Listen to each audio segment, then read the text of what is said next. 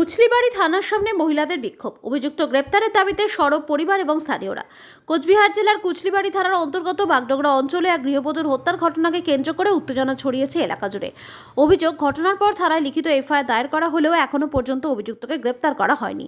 এই অভিযোগকে সামনে রেখে কুচলিবাড়ি থানার সামনে বিক্ষোভে সামিল হন একাধিক মহিলা এবং স্থানীয় বাসিন্দারা। বিক্ষোভকারীদের দাবি, দ্রুত অভিযুক্তকে গ্রেপ্তার করে কঠোর আইনি ব্যবস্থা নিতে হবে। আন্দোলনকারীরা স্পষ্ট হুঁশিয়ারি দিয়ে জানান, অভিযুক্ত গ্রেফতার না হওয়া পর্যন্ত তাদের আন্দোলন চলবে। এই দিনের বিক্ষোভ কর্মসূচিতে উপস্থিত ছিলেন মৃতার স্বামী। তারা ঘটনার দ্রুত তদন্ত এবং দোষীর শাস্তির দাবি জানান। ঘটনাকে কেন্দ্র করে এলাকায় চাঞ্চল্য তৈরি হয়েছে। আপনারা এখানে বিক্ষোভে শামিল হয়েছেন মূলত কি উদ্দেশ্যে? উদ্দেশ্য হচ্ছে রানাঘাটে যে এক গৃহবধূ ধর্ষণ হয়, ধর্ষণ করে তার মৃত্যু হয়।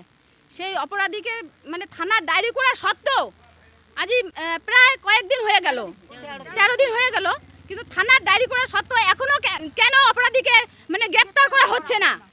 অবিলম্বে যেন এই অপরাধীকে গ্রেপ্তার করা হয়।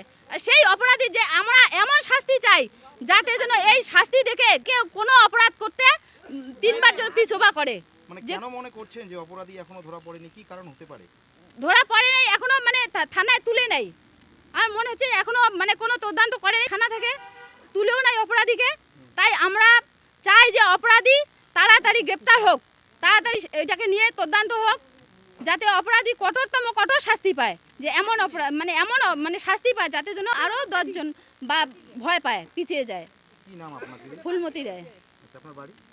আমার বাড়ি হচ্ছে আমলাগুড়ি, 101 কি করে। আচ্ছা, যার বিরুদ্ধে অভিযোগ রয়েছে তার নাম কি? লিপিকা রায়। যাদের বিরুদ্ধে অভিযোগ রয়েছে নামটা হয়তো ভালো করে, সুব্রত রায়।